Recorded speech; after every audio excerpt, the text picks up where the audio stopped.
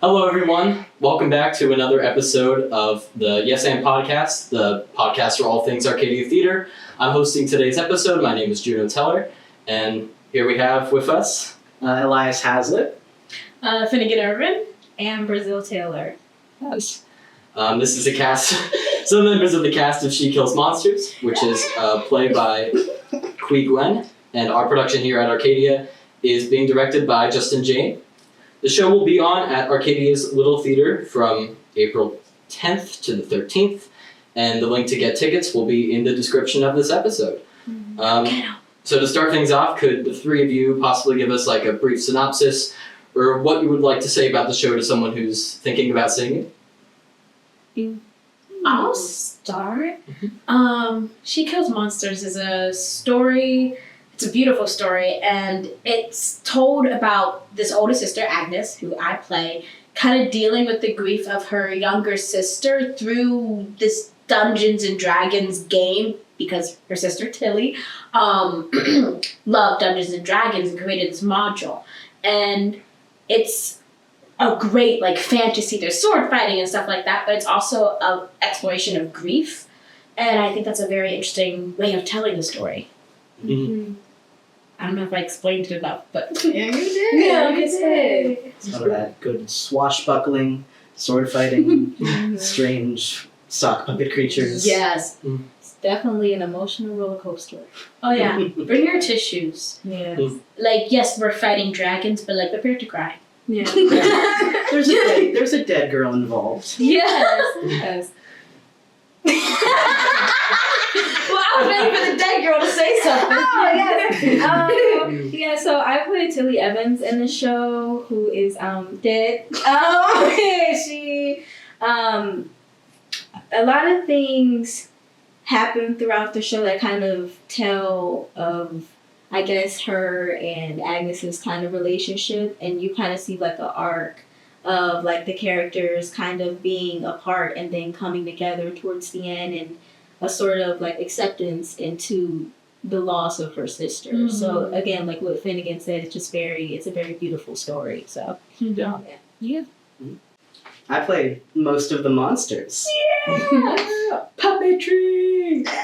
No, there's a lot of cool puppets on this show. I won't say specifically anything because spoilers, but like everyone's putting in the hard work for the show, and it's good. So yeah. My next question kind of goes off of that, and the puppets, which I saw this past Sunday at the time of recording, which was the designer run for the show, and there's so much cool puppetry that kind of surprised me. So do you guys want to talk about what that experience has been like as like a cast member? I have a lot of experience making puppets from my old theater company, but I have next to none doing the puppeteering. So this has been fascinating getting to see the other side of that. And the puppets that we've got, they are so intricate and well made, considering they are purposely made with sort of things you'd find around a bedroom. They're purposely integrated into the set. No, it's so cool. Oh, I'm just thinking about like all the different puppets and what they're made of, like said stuff from the set, and it's like, and they like do cool things too, and they like work like regular puppets, like they're the way that each like body part moves, and there's different types of puppets too. They're not all the same, so it's like, We've even got the shadow variety. yeah, and they're all like D&D, obviously, like related puppets. So seeing how a puppeteer has taken like D&D and like puppetry and combined it, really cool. I mean, if you think about it, D&D, the DM is the puppeteer for everything else in the game, so Oh fit my in. god. Yeah. I was about to say something. I'm not going to say that. Oh. It just reminded me of something Stranger Things. I'm just tired. I was going to say that us working with the puppets has definitely been a journey. When we first had our first day with our puppets, it was very interesting, like having like a extension of yourself and kind of playing that. It's a full body engagement. Like a lot of people think it's just, but like you actually gotta like get into it, you know. Like, so one of the things our puppeteer has said is that like if your body's not into it, the puppet doesn't look alive. Because like once you stop breathing, the puppet stops breathing. Yeah. So it is like a full body workout, because if your full body's not into it, the audience isn't gonna believe it. And I just think that's so cool, and so much respect for the people that do the puppets. She told us recently that when an actor walks on stage, the first thing they need to do to the audience is tell a story. When a puppet walks on stage, the first thing they need to do to the audience is convince them that they're alive. So there are more steps to work. No, literally. Oh my gosh. Clever. I swear I'm just like, It's her job. I know, right? Okay. Yeah, but another really unique and cool aspect about the show is we kind of see these characters exist in two separate worlds kind of throughout the play. Like, at one moment, you're kind of in reality, and another, you're in this D&D world. So talk about that experience. Like, how has that been for you, and how do you navigate that as an actor? I'm kind of like one of the, at least on this chair, the only ones that really deal with both worlds. Because, like, Agnes is coming in from, like, her teacher job. She's an English teacher. And then she discovers this module. And, like, she's in this world. And then she comes back to the real world. And it's, like, this two different worlds. And she's, like, trying to grapple the difference of them. And, like, kind of dealing with, like, what's reality. Especially when they start to blend a little bit. So it's, like, just exploring that, and like how Agnes is in the D&D world, and how she lets herself enjoy it, and when she gets to start to enjoy it, and like what it's like coming back from that to the real world, and just like dealing with like Tilly's actually gone here, but when I'm in the D&D world, I get to see her. So it's like playing with that and exploring that. Cool. You said I don't know, because I was thinking about something, but I don't want to give it away. I don't want to give it away. Some secrets being exchanged here. dope. Yeah. We're not gonna say Let's that. Ooh. see the show. Guys. Secrets. See the show. Tickets in the description. Yes. Go see it. I mean, Like, when I say see the show, I mean, like, see the show. See the It is show. so Guys. I'm not just saying it to say it. Like, I think everyone should see the show. It is such a good story. Yeah. And such a beautiful set. Like, everyone is putting so much work into it. Like, really, like, see it, because you won't be disappointed. yeah, Literally, you for are. sure. Mm-hmm. Do you guys have a specific favorite moment from the show that you'd like to talk about? Anything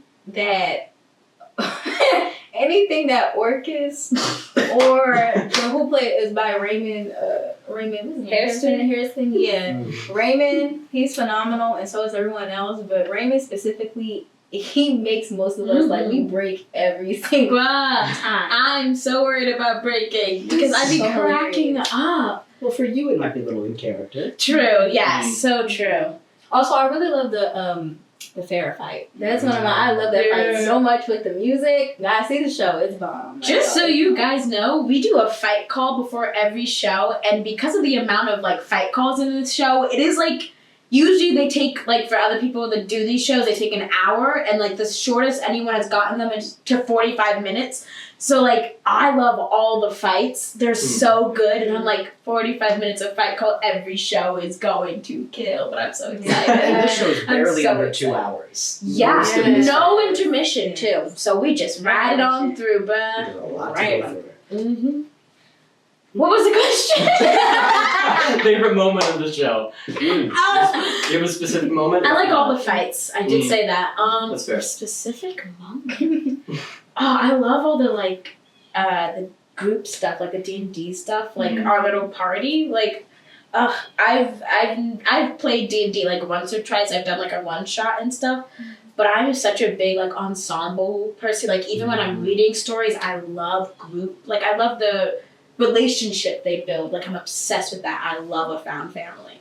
So like getting to like play that on stage is like, we're like a group of friends and we're going to do D&D, and like finding the moments of like my relationship with each character. Like how am I with Calliope? How am I with Lilith? Like, it's so fun building that. Like I love stuff like that. I am a big ensemble person piece. I've never really gotten to do an ensemble piece where like I get to interact with so many different people. So it's like, it's so fun. So much to Yeah. play with. Mm-hmm. I mean, I'm a DM myself, so I completely agree. Mhm. The loving ensemble.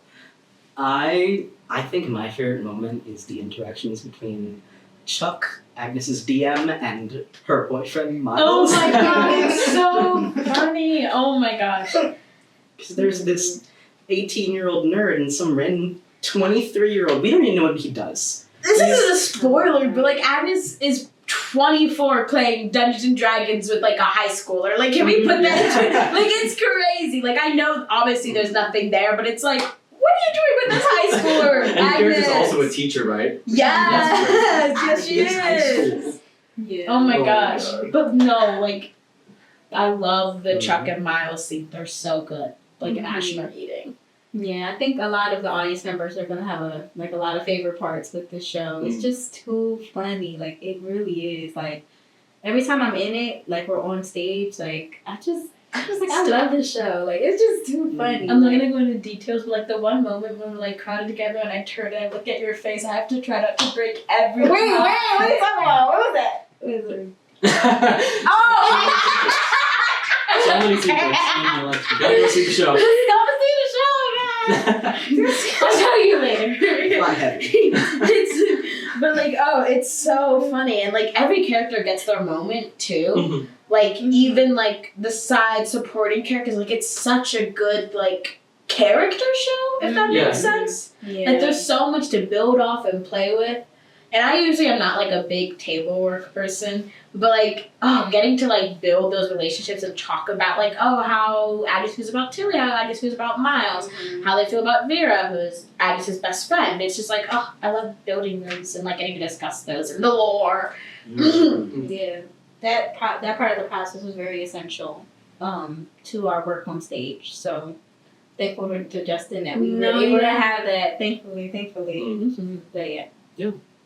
And with all these different elements that you're kind of dealing with, this is a very unique show and a very unique production. So what has been like really different about this one compared to other shows you've been a part of in the past? I would say the one thing that's different is that I've been in fast moving shows before where the process is very quick, but I'm not sure how to use this word, but productivity, is the right word? Productive. Productivity? Yeah. Don't ask me. This show was like amazing, and just the loving and supporting environment was something very memorable. Like I've never had not one bad day there in that rehearsal room. I was just like, ugh. Like if anything, if I had a bad day beforehand, I came into that rehearsal room and everything just lit up. Like everybody just being so serious about their work and caring about it so much and having so much fun, and this being like a really fun show. It really did make this experience so memorable and so amazing. So yeah. Like to piggy off of that, it is, I wouldn't say it's unique, but it's special to have such a big group of people support each other and like always rooting for each other, making sure we have each other's backs. Like even with our swings, when they need help, we're there. Like we are such a cohesive group, and finding that glue is like really nice. It's really good. So it's special and unique. Not every show has that. I mean, Finn mentioned that this is a big ensemble show, and Justin, our director, believes a lot in ensemble theater, which everyone has their part, everyone's meant to play their part. There's no inherent more important character. Everyone is crucial to telling this story, and I think that's one of the best parts. No, yeah, he did. He said something like, if one person is not here, we cannot tell the story because we need every single person to tell the story. And I think that's important. And the gift of theater. That's great. I mean, I guess to close things off, we're about to go into tech for this show. What is one thing that you're really excited for going into tech in this kind of these final stages? The bad costumes. Oh my gosh, the costumes. Yeah. This is gonna be my final tech at Arcadia, guys. Oh no! I'm a senior. I'm graduating, so I'm excited to do all that. I'm excited to do like my final show, get to experience this tech, especially like playing such a like Agnes is so important to me. She's so sweet to my heart. I love her. And I'm gonna miss her, but it's not time yet to miss her. So I'm taking care of her. Yeah. So it's all I'm so excited I'm also gonna be exhausted, but like it's worth it. Oh, yeah. I'm excited for our puppets to finally be completed with all their little bits and pieces. We have some horns, some wings, some teeth. All the features. Yeah. And it's gonna look so cool, and it's gonna be such a great show. And yeah, thank you for being here and talking to me about the show. Thank you, Juno. It's fabulous. All right, Period. bye everyone. Bye.